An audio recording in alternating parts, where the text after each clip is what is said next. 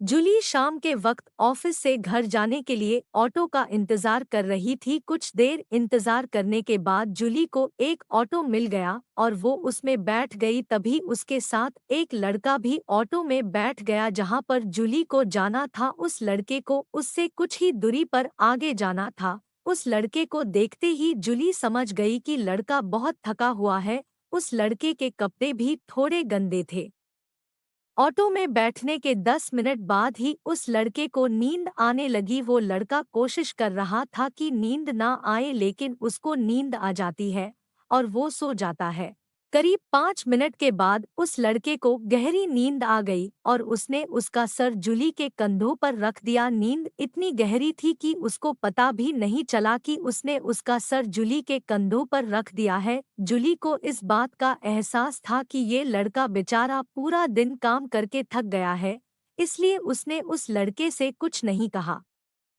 5 minute के बाद रास्ता थोड़ा खराब आ गया और ऑटो थोड़ा उछलने लगा और एक झटका लगने से उस लड़के की नींद खुल गई। नींद खुलने पर उस लड़के को एहसास हुआ कि उसने अपना सर जूली के कंधों पर रख दिया था। उस लड़के ने तुरंत जूली से माफी मांगी और कहा कि मैडम, मुझे माफ कर दीजिए, प्लीज मैडम, मुझे माफ कर दो, मुझसे गलती हो गई है, मैंने जो किया उसके लिए मैं बहुत शर्मिंदा हूँ, प्लीज माफ कर दो।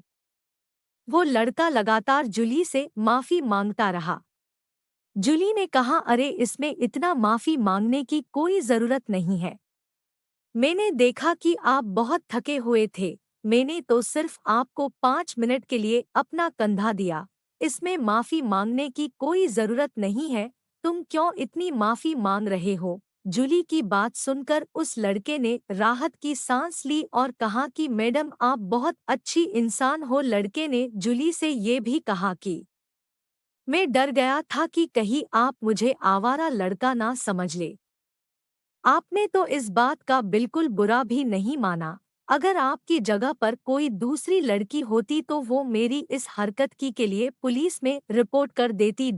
मैडम, मैं एक अच्छे परिवार से हूँ और कुछ दिन पहले ही मुझे मार्केटिंग की जॉब मिली है। मैं तो डर गया था कि आप मेरी इस हरकत की के लिए पुलिस में रिपोर्ट कर देंगी और उसके बाद मेरे पूरा करियर खराब हो जाएगा। लड़के ने ये भी कहा कि इसके संबंधित मैंने सोशल मीडिया में बहुत सारे किस्से भी देखे हैं। मैं तो अब लड़कियों को देखकर ही डरता हूँ। उस लड़के की ये सब बात सुनकर जूली बहुत हैरान रह गई। हम भी ये बात सुनकर अनुमान लगा सकते हैं कि इस लड़के के दिल में कितना खौफ था।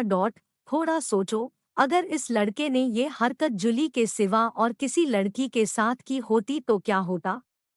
वो लड़की आसानी से इस लड़के पर छेड़छाड़ का केस कर सकती और उसके बाद बड़ी आसानी से इस लड़के की पूरी लाइफ खराब हो जाती। या फिर वो इस जूली की तरह बात को अच्छे से समझती और केस नहीं करती।